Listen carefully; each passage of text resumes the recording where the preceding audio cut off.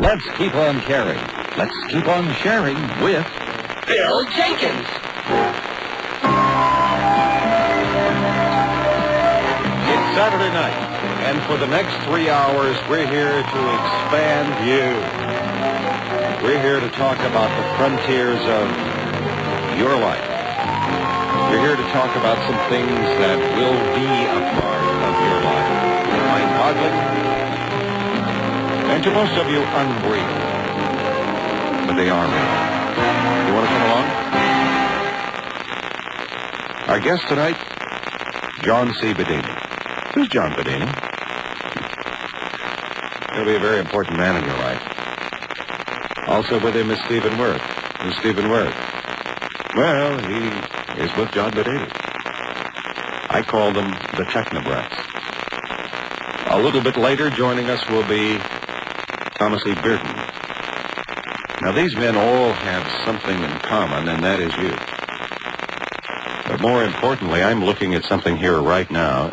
I am looking at a free energy machine.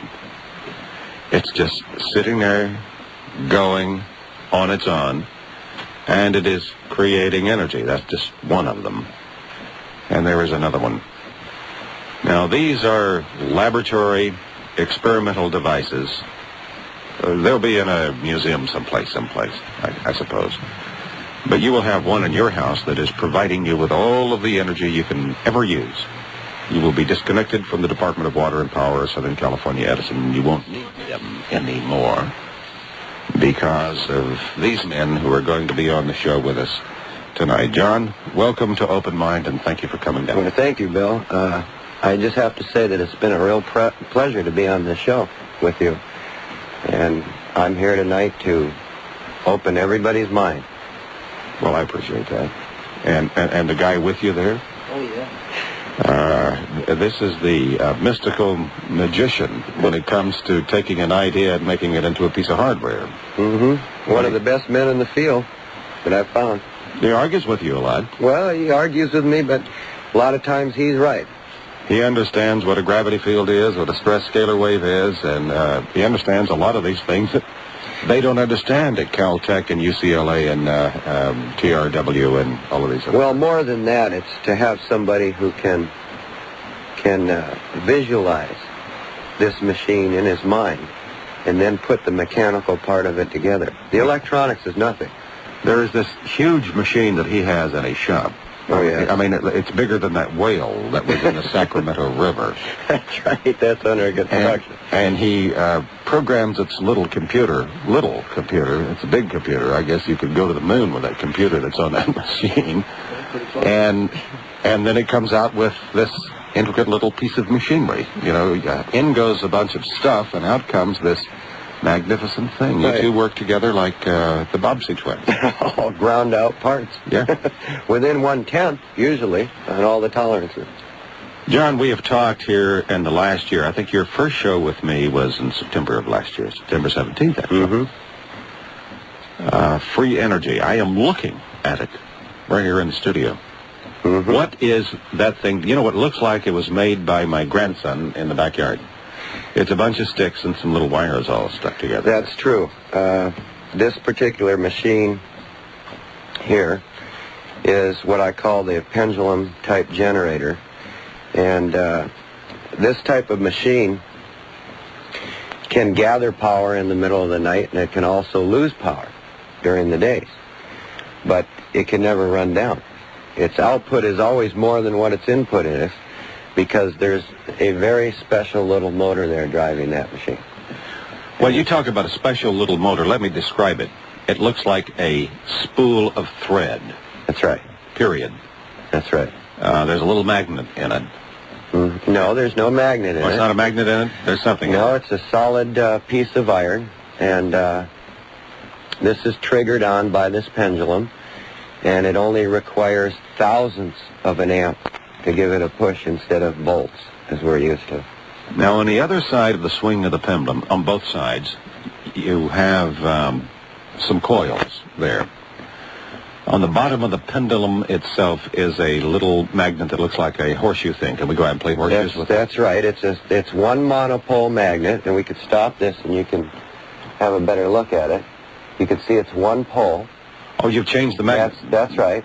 The last time we found out that by having a monopole generator in free energy situations, the efficiency is much higher.